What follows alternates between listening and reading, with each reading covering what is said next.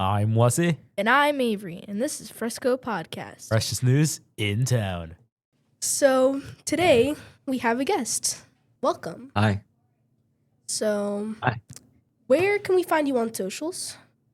Socials. I'm actually only on TikTok and YouTube at the moment.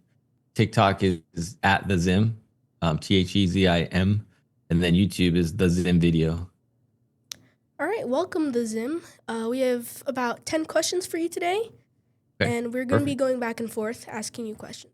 So, first question, what art mediums do you use in your art pieces? Good question.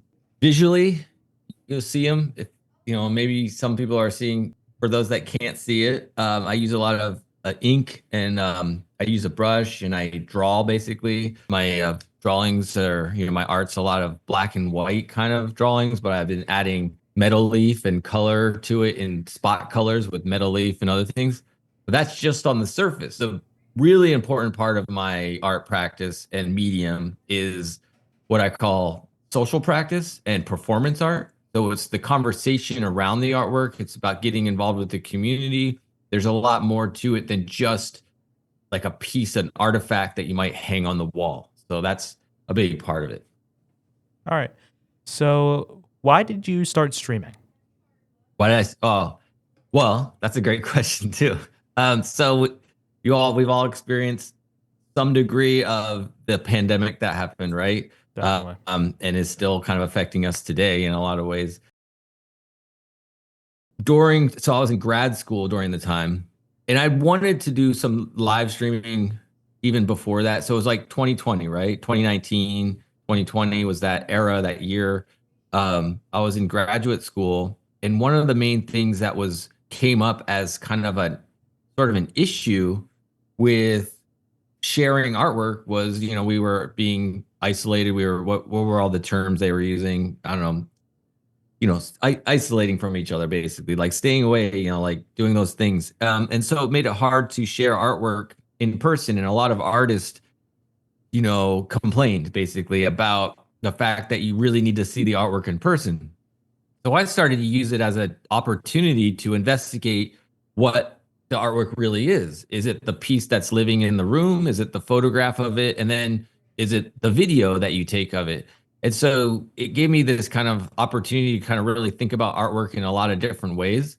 And so one of those ways I was thinking about, okay, what's a group of people that have already figured out sort of how to present ideas over the internet in a compelling and kind of fun and interesting way? And it was like game streamers.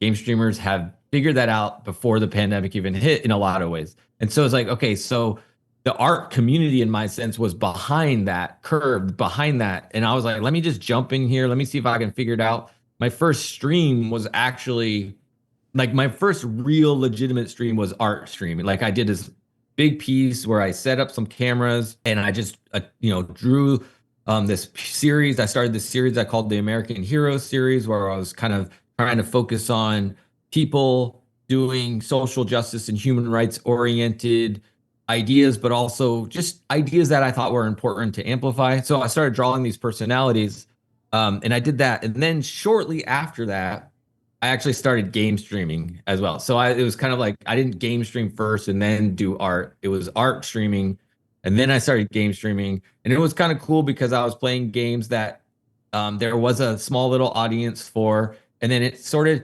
those people would kind of find my art as well. So it was kind of it was interesting, basically, how it evolved for me. Yeah. Around about a year ago, we did Splatoon Side Order, and we had like a 3-hour long episode, and we lost all the footage because my computer got a virus on it. So all that footage. So that's the other game. So that's the game I'm playing right now. Everybody, you guys know, but other people don't know. Splatoon. I stream Splatoon aggressively right now. But yeah.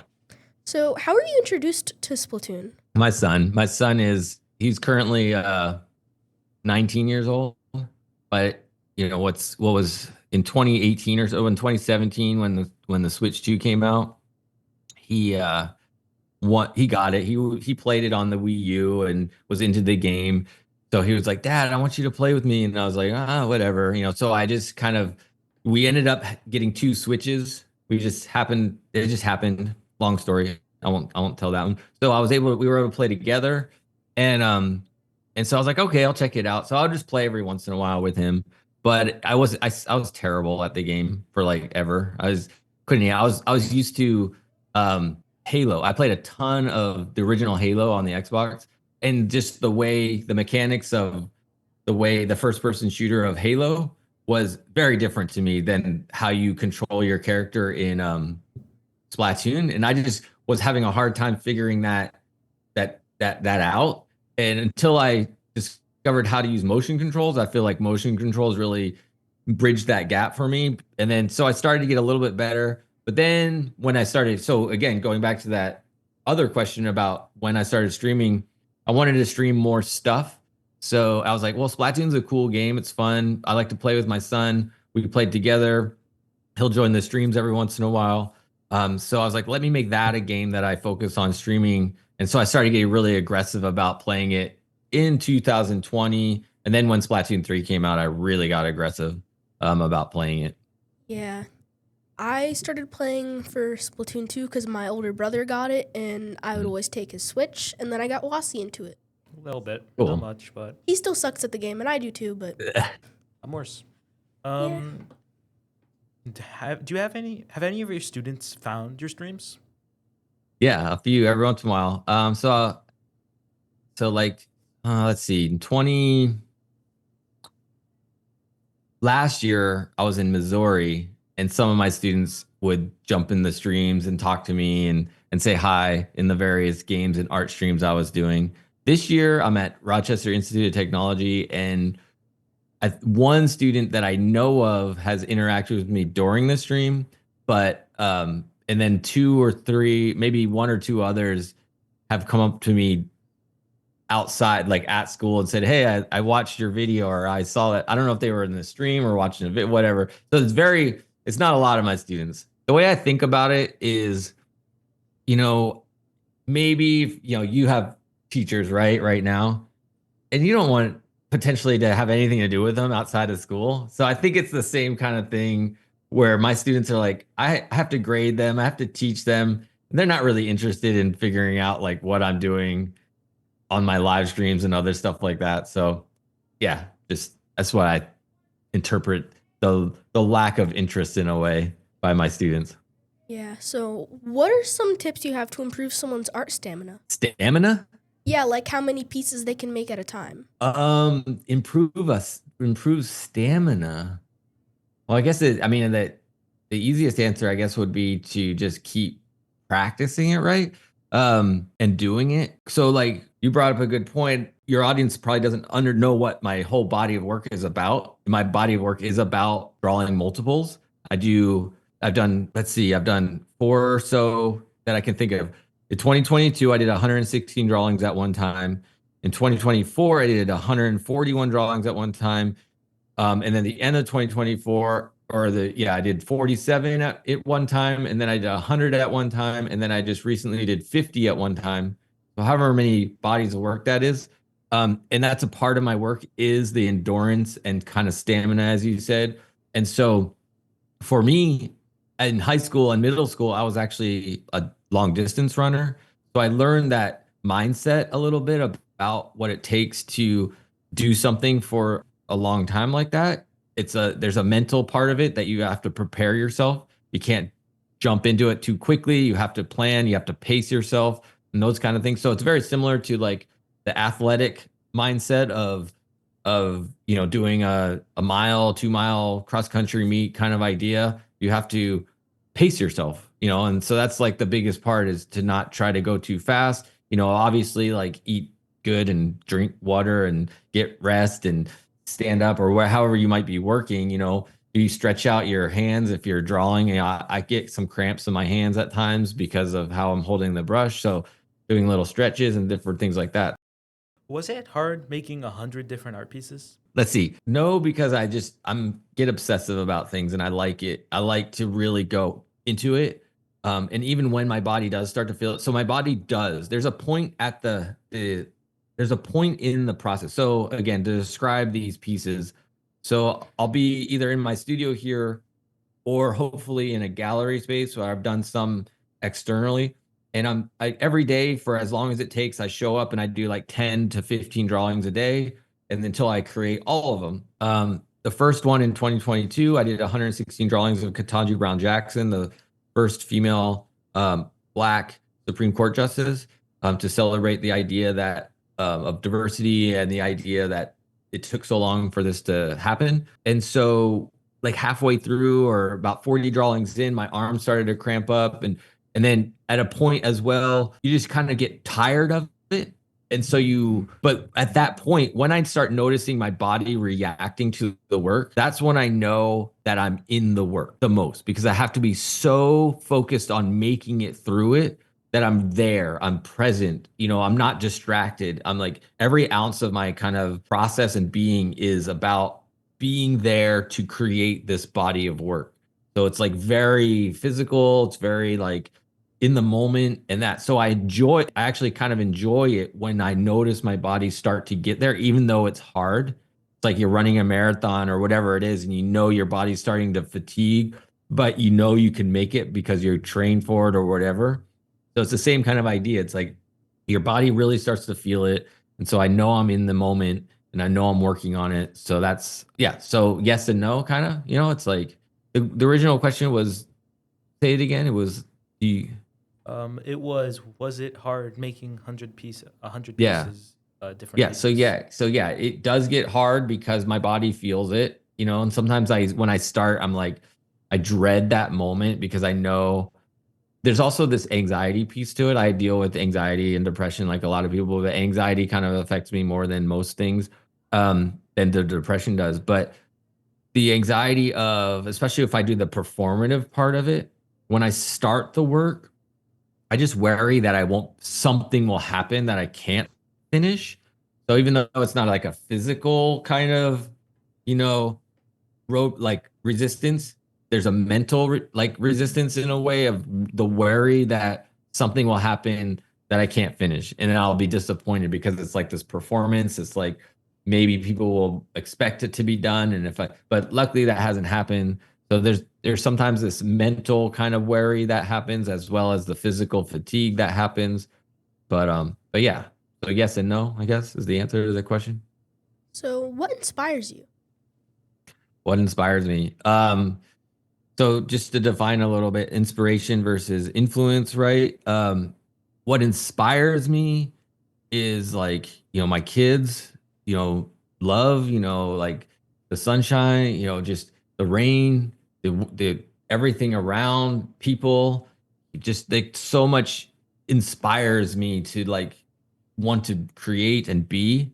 But I think a lot of people sometimes use inspiration and influence kind of interchangeably. So I'll talk about influence as well.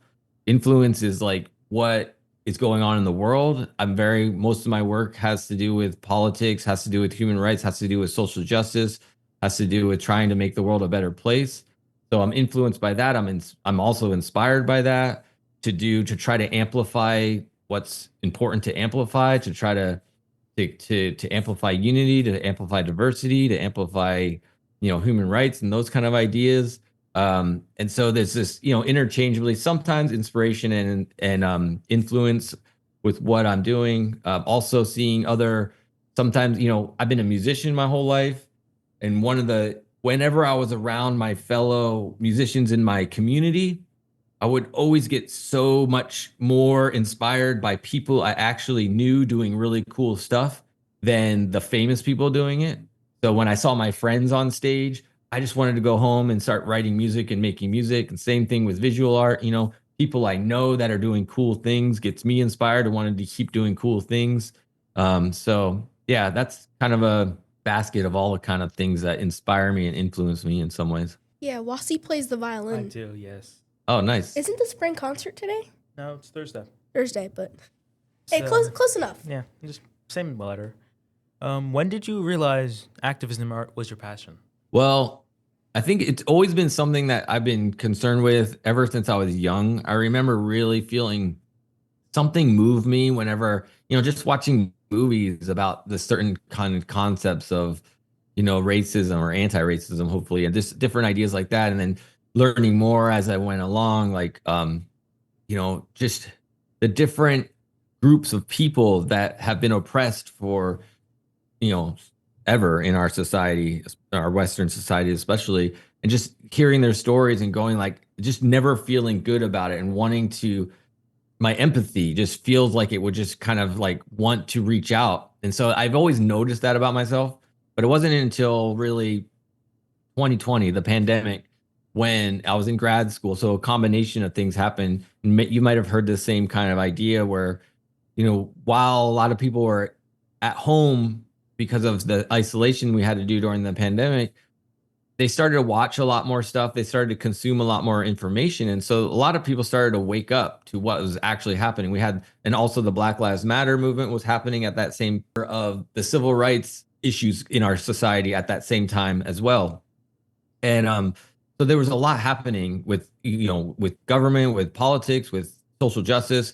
And so I just started to kind of wake up a little bit more about the idea. So really it was in 2020 that I really started to get inspired to use my ability as an artist to try to do something, to try to say something, to try to get the word out, to try to activate more people in a way if possible, but at least let the world know that, hey, there's important issues happening in our society that I want to give a different voice to, that maybe might be a little more accessible than listening to a politician or listening to some talking head stand up on a stage and say what they need to say. I can make a piece of artwork that might bring in a somebody that can't, either for whatever reason, can't hear a politician or talking head because they don't want to, or because they use too big of words, or whatever it might be. But if you look at a piece of artwork and it engages you, and then you start to ask questions about, well, why is he talking about social justice in this way? And then it might lead them down a path of discovering something for themselves. So, what's your least favorite medium to work with? Least favorite? Well, I don't know if there's a least favorite, but what the two places I don't, ceramic and pottery, because texture is a really big thing for me, and I don't like gooey, so I don't want to deal with like the gooey wet phase of the pottery. Like, no, thank you. And then the dry phase after and then small metalworks like jewelry kind of. I have done like larger metal, like what's it called, welding and things like that, but I'm just not as interested in small metals right now in my career. So those are the two places that I wouldn't say I don't like them, I just don't do them. But I'm very much the kind of artist I am is, whenever I have an idea, whatever I need to accomplish the idea. So I don't consider myself a painter or drawing or graphic designer, whatever it is. It's like whatever the idea requires, I'll investigate what I need to learn to create the idea. So maybe there will be something that brings me to ceramics, and maybe something that brings me to small metalworks that I just don't know about yet. Yeah. Everyone here at our Fresco podcast is an artist in some way. Like Wasi does a lot of music stuff. I do like pottery. I like sketching a lot, maybe murals. But it was really nice to have you on our podcast today. Cool. Thank you. And I'm glad I was here. Thank you for finding the time to come on. So I'm Wasi. And I'm Avery, and this was Fresco Podcast. Have a Fresco day.